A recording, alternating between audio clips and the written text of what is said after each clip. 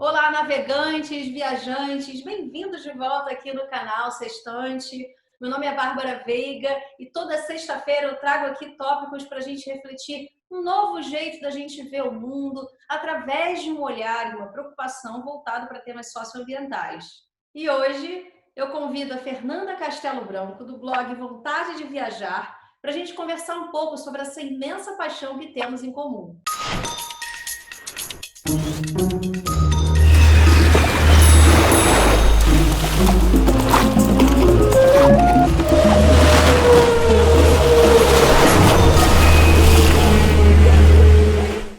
Fê, muito bem-vinda aqui no canal Sextante. Que bom estar aqui com você para a gente falar do que a gente mais gosta, né?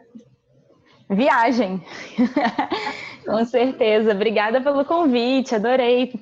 Muito bom estar aqui participando. Bom, Fernanda, da minha parte, eu posso dizer que eu comecei a viajar pelo ativismo, né? Por essa vontade de explorar o mundo. Eu queria ser uma espécie de Tintim ou Tantan, né? Só que na versão mulher, assim. Meu primeiro destino mais impactante foi a Amazônia, onde eu estava numa missão embarcada. Então foi assim, super aventura. E para você, como é que foi que iniciou essa vontade de viajar? Que é o nome do seu blog, né? E o que te chamava para esse novo olhar, essa vontade de sair fora da rotina, ver o novo? Conta pra gente. Para mim foi muito interesse por cultura, a paixão pela arte, pela música, pelo cinema, uma curiosidade pelos idiomas também. Eu tenho muito essa convicção de que são as nossas paixões e os nossos interesses que movem a gente a viajar, a descobrir coisas novas, né? Eu acho que é um clichê bastante verdadeiro quando a gente diz que a arte amplia nossos horizontes. Eu acredito nisso de verdade, assim. E depois que eu comecei a viajar, eu comecei a descobrir um outro tipo de encantamento, que é o de entrar em contato com a história. Eu acho que viajar ajuda a gente a entender como a sociedade evoluiu no tempo, de onde vieram as nossas referências culturais, que algumas coisas que a gente acha que são realidade absoluta, na verdade são convenções, que lugares diferentes resolveram determinadas questões de um jeito diferente.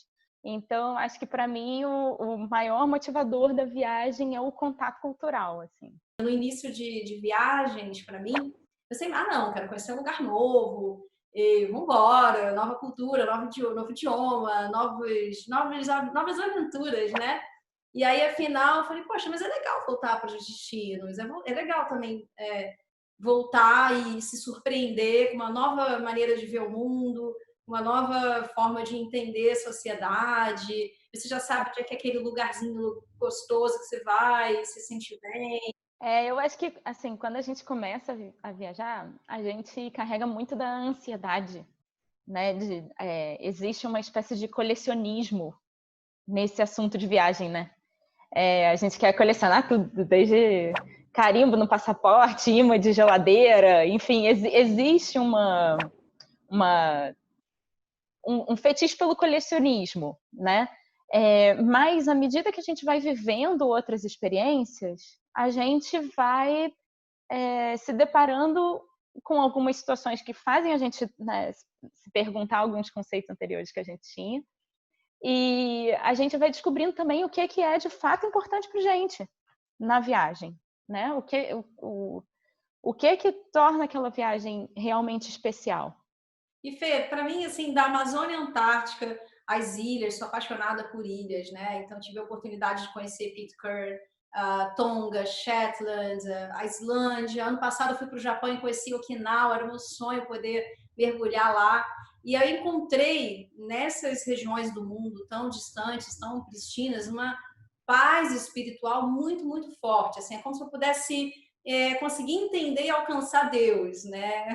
E para você, teve algum destino assim muito forte, muito inspirador? Eu acho que viajar acaba pautando um pouco a nossa relação com o mundo, com a vida, com a morte, com as pessoas, e acaba propondo outra forma de abordar as coisas. Eu sempre tive uma relação muito difícil com a morte, de, sabe, sofrer muito, e às vezes até sofrer por antecipação, sabe? Visitar lugares como, por exemplo, o Laos, que tem muitos monges budistas, ou o Peru, que a cultura inca e até outras civilizações que vieram antes dos incas tinham uma relação totalmente diferente da que eu fui educada para ter, né, com a morte. É outra interpretação de mundo, entende? Teve algumas experiências de aprendizado que me fizeram ampliar meu ponto de vista, sabe? Eu não posso dizer que eu passei a adotar o budismo depois de eu ter viajado para o Laos, não, não é isso.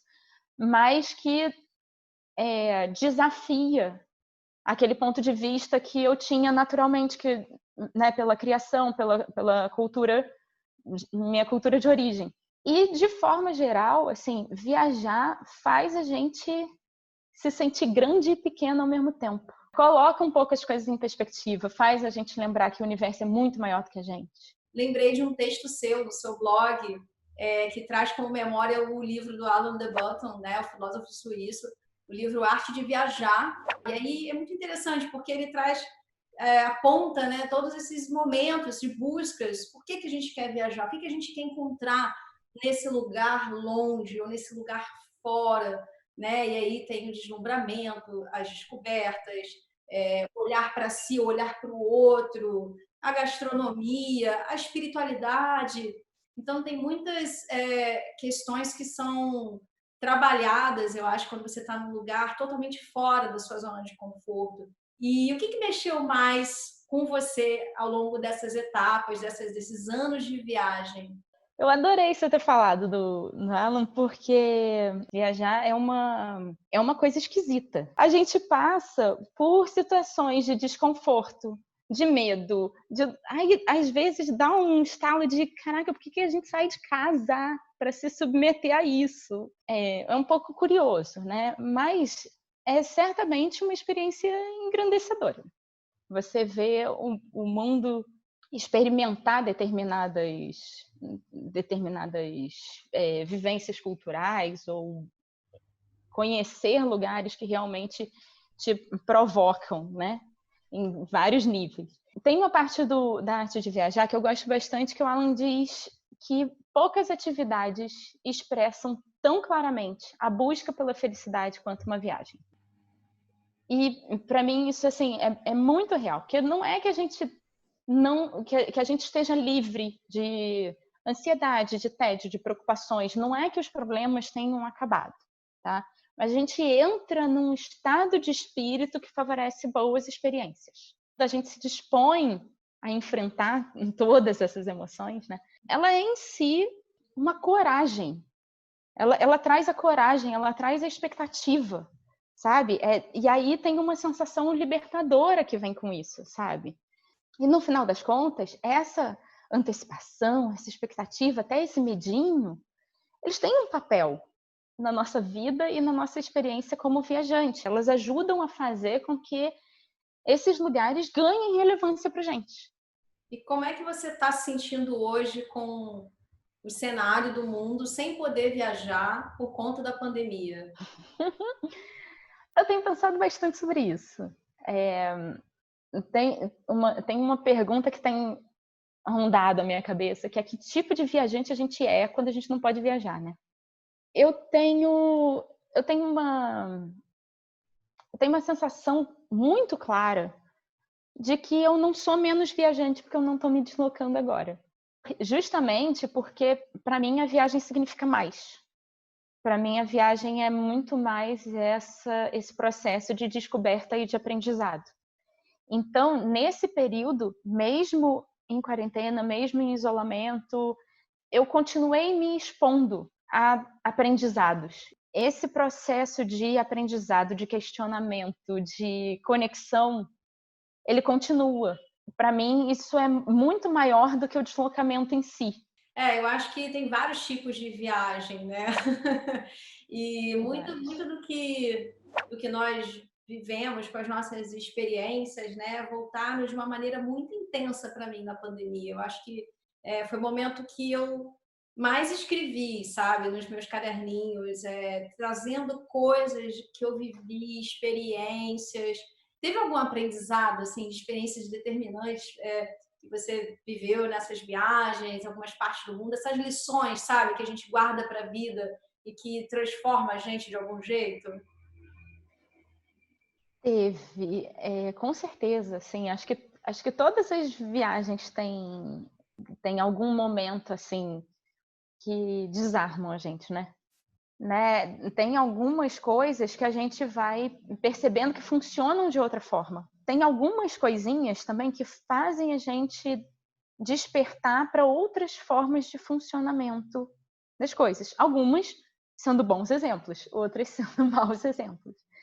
Mas eu acho que essas coisas, assim, a gente acaba trazendo alguns aprendizados até de forma prática mesmo, porque a gente acaba tendo contato com determinadas ideias, com determinadas coisas, e a gente começa a identificar em que é que a gente acredita mais, que tipo de modelo a gente quer para a nossa cidade, para o nosso planeta. Eu acho que viajar também te permite isso, né? Quebrar todos esses paradigmas, estereótipos que é imposto pela sociedade, tudo que a gente acha que é verdade, chega lá, pum, quebra a cara, aprende. Como é que você via a sustentabilidade nas suas viagens? Assim, eu falo isso porque a minha experiência, por exemplo, no Japão, foi daquela, né, limpeza, organização, você todo mundo leva o lixo na mochila, leva no lugar certo, o que eu acho maravilhoso, porque, né, afinal de contas, é o nosso quintal, a nossa casa, o nosso planeta. Mas para mim foi, uau, um choque muito grande, né? Assim, e, no entanto, quando eu cheguei no Egito pela primeira vez, todo o lixo tinha sido separado a bordo, uma maravilha. Eu falei, ah, que bom, tudo separado, bonitinho, virginiana, né? Separado, né? Alumínio está aqui, orgânico está aqui, plástico está aqui, rarará. Chegou lá, todo o lixo foi para o mesmo lugar. Então, assim, como é que foi a sua experiência viajando, olhando para a sustentabilidade e sobre culturas que abraçavam esse conceito e outras que não estavam nem aí para isso? A relação com a sustentabilidade, eu acho que e tem que ser um aprendizado contínuo. Eu tive contato com lugares que carregam as compras em sacolas de papel ao invés de plástico, muito tempo antes de ter a discussão sobre sacolas de plástico no Rio de Janeiro.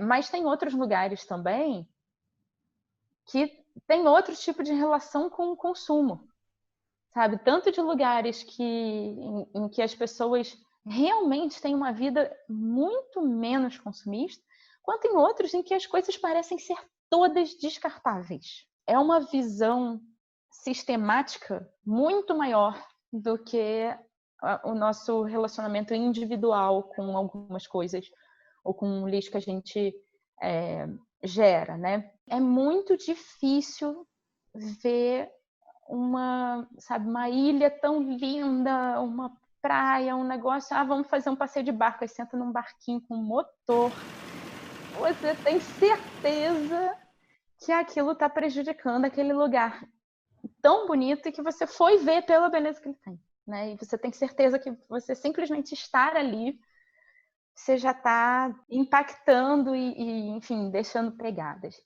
É muito importante a gente ter consciência disso, e tentar tirar o melhor proveito possível em termos de aprendizado. Eu acho que é muito difícil, enquanto viajante, assim, especialmente quando você está fazendo uma viagem a turismo, a lazer e tal. Nossa, é difícil demais você diferenciar o que é uma iniciativa de turismo comunitário legal, que você está gerando renda para aquela região, que nananana, e outra que está explorando, que vai ter uma relação, né, ruim com o meio ambiente. É muito difícil, especialmente se você está falando de idiomas que são exóticos para você.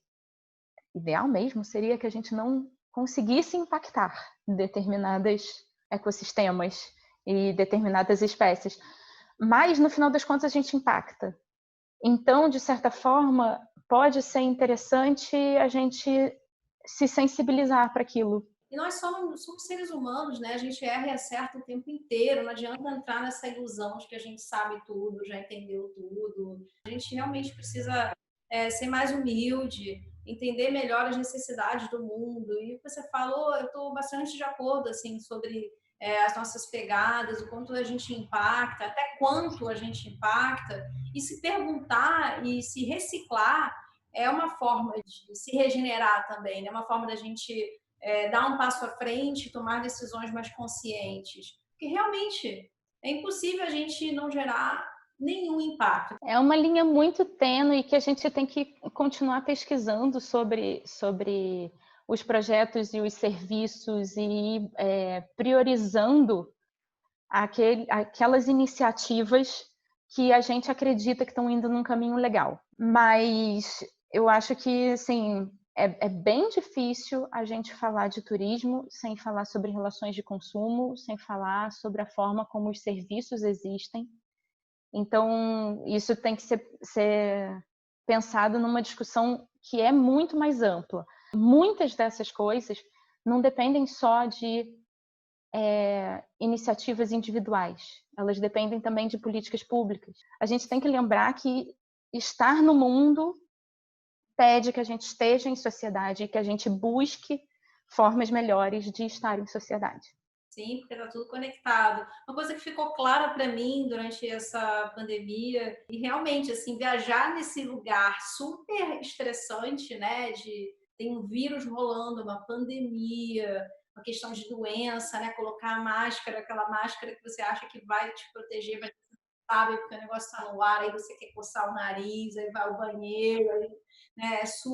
Foi assim bem difícil, sabe? Viver essa experiência da viagem no meio da pandemia, uma coisa necessária, né? Eu precisei sair da Inglaterra.